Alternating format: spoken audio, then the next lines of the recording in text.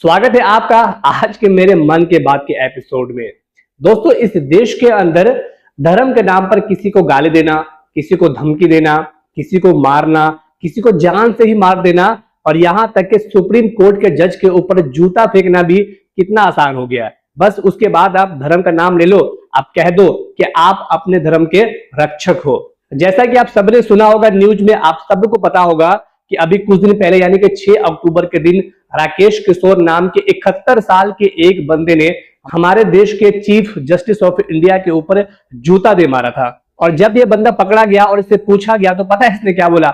मैंने जो कोई काम किया मुझे इस बात का कोई अफसोस नहीं है, क्योंकि मैंने वही काम किया जो कि मेरे भगवान ने मुझसे कराया है। और उसके पास एक लेटर मिला जिसमें लिखा था, सनातन का अपमान नहीं सहेगा हिंदुस्तान। आप इस चीज को और इस बात को ध्यान से देखोगे तो ये सेम टू सेम वही पैटर्न है जो कि पूरे देश में 2014 के बाद अपनाया जा रहा है। इस देश का हर एक आदमी, चाहे वो धार्मिक बंदा हो, चाहे धार्मिक भजन गा रहा हो, या पॉलिटिशियन तो खैर है ही है, और भी बाकी लोग जिनको लगता है ना कि भाई मेरी उम्र खत्म होगी, जो मेरा प्रोफेशन खत्म हो गया, मुझे अब पॉलिटिक्स में इन्वॉल्व होना है, मुझे कुछ पावर हासिल करना है, तो उसको एक ही चीज नजर आता है कि बस भाई सनातन का नाम ले लो, अपने आप को सनातन का रक्षक बन जाओ और उसके बाद जो मर्जी करो। उसके बाद थोड़ा सा अगर आपको कोई परेशानी भी आएगी तो आपको बचाने वाले ऐसे बहुत सारे लोग हैं। और वही हाल यहां पर भी हुआ।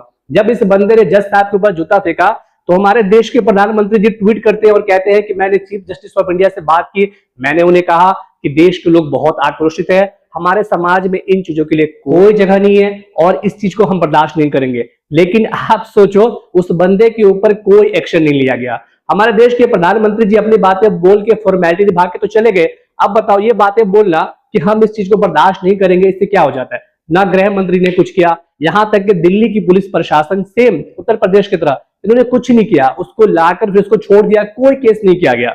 और इस मामले में कहा जा रहा है कि भाई जब जज साहब ने ही माफ कर दिया तो हम लोग क्या कर सकते हैं। आप सोचिए, जिस जज साहब के ऊपर जूता फेंका गया उनके आसपास भी इतने सारे जज थे, किसी ने कोई आवाज नहीं उठाई, किसी ने ये नहीं कहा कि भाई जब तक हमारे जज साहब को इंसाफ नहीं मिलेगा, जब तक उस इंसान को जेल में नहीं डाला जाएगा, हम लोग कोई फैसला नहीं करेंगे, हम लोग कोर्ट में नहीं आएंगे। किसी ने कुछ नहीं कहा।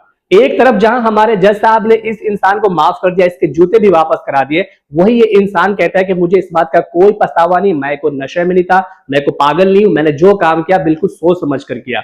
वही जज साहब ये कहते हैं कि छोड़िए, हटाओ, इस मैटर को खत्म करो। वही ये बंदा कहता है कि मैं अब अनशन करूंगा। और जब अनशन की बात आएगी तो थोड़ा सा इस मामले का डिटेल समझ लो। असल बात यह है कि मध्य प्रदेश के अंदर एक खजुराहो जगह है जहां पर विष्णु जी का एक मूर्ति है जो कि बिना सर का है। लोगों का यह मानना है कि 10वीं शताब्दी में शेरशाह सूरी और औरंगजेब के समय इस मूर्ति के ऊपर हमला हुआ, जिस समय इसको क्षति पहुंची।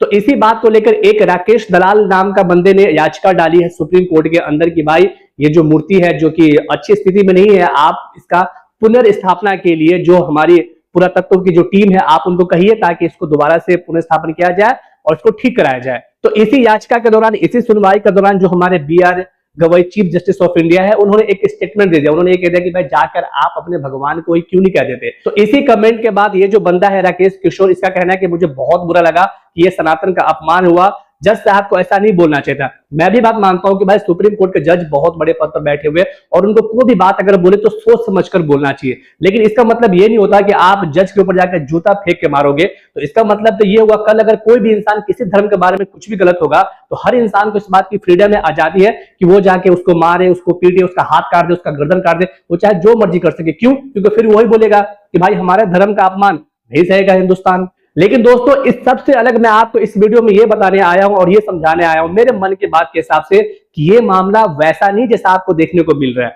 आपको भी लग रहा होगा चलो यार 71 साल का एक बंदा अचानक दिमाग सनका होगा, दिमाग घुमा होगा, इसने ऐसी हरकत कर दी। लेकिन नहीं दोस्तों, और इस बात को समझाने के लिए मैं आपको एक छोटा सा इंसान का एग्जाम्पल देना चाहता हूं जिसको आप सब आजकल यूट्यूब पर, सोशल मीडिया पर देख लो, जिनका नाम है लकी बिस्ट। तो इनकी बातों से मैं आपको कुछ चीजें मैं आपको समझाना चाहता हूं कि हमारे देश के अंदर या कहीं भी अगर इस तरह का बड़ा मामला होता है वो यूं ही नहीं होता, बल्कि उसके पीछे एक बहुत गहरी साजिश होती है। लकी बिस्ट जो कि अपने आप को रो एजेंट कहते हैं, स्पाई कहते हैं, खैर ये है या नहीं हमें उस बात में नहीं पढ़ना है, लेकिन एक बात आपको मानना पड़ेगा, ये जितनी बातें बताते हैं, बोलते हैं, वो बातों में दम बहुत होता है। और इसका सबसे बड़ा प्रूफ ये है कि अभी इन्होंने कुछ दिन पहले या कुछ महीने पहले इन्होंने कहा था कि नेपाल की सरकार गिर जाएगी और उसके 6-7 महीने के बाद नेपाल की सरकार गिर भी गई।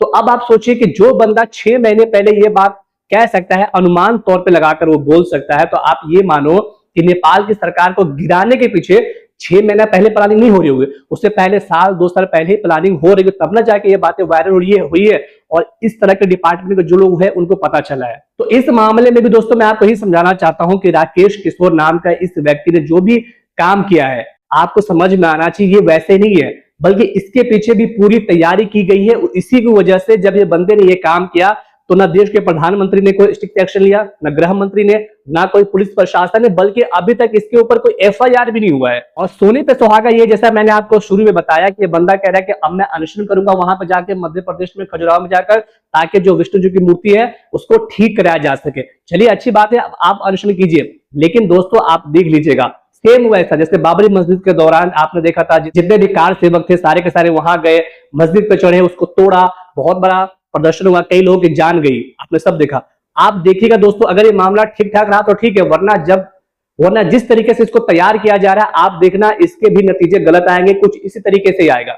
और बाद में क्या होगा, जैसे कार सेवक जिन्होंने अपनी जान दी, जिन्होंने कोशिश की, जब राम मंदिर का पहला दिन का उद्घाटन हो रहा था तो क्या हुआ, एक भी किसी कार सेवक को बुलाया गया, किसी कार सेवक का नाम वहां पर लिया गया नहीं, बल्कि हमारे प्रधानमंत्री जो कि हमेशा क्रेडिट श्रेय के भूखे हैं, वो सबसे ऊपर थे। और इस मामले में यही होगा, इस इंसान को पूरा यूज किया जाएगा, इसके इर्द गिर्द सारी की सारी चीजें होंगी, पूरे देश के अंदर दिखाया जाएगा कि देखो हमारे सनातनी लोग, जागो, उठो, सब तैयार हो जाओ, बात भगवान की है, और इससे सारे के सारे काम करवा लिए जाएंगे। और जब कामयाबी होगी तो क्या होगा, इसको लात मार कहीं और किनारे में फेंक दिया जाएगा, और उसके बाद जितने भी हमारे नेता लोग जिनको श्रेय खाने की भूख है वो लोग आगे आ जाएंगे। और मैं आपको ये बात दावे से इसलिए भी कह रहा हूं कि जब से इस बंदे को पकड़ा गया ना, तो इस बंदे को शर्म तो बिल्कुल भी नहीं है, ऊपर से इसकी हिम्मत देखो, ये बार बार इंटरव्यू दे रहा है और अपने आप को बेहतर बनाने की कोशिश कर रहा है। और इसकी बातें आप सुनोगे ना तो सेम टू सेम, मैंने बोला ना आपको वही पैटर्न। ये बंदा कभी कहता है कि योगी आदित्यनाथ बहुत अच्छा काम कर रहे हैं, उनका जो बुलडोजर एक्शन है मुसलमानों पर वो बिल्कुल सही है, सुप्रीम कोर्ट उसको रोकने जा रही है। और इसके बाद जब एक रिपोर्टर ने इनसे पूछा कि क्या आपके जान को खतरा है, तो पता साहब क्या बोलते हैं,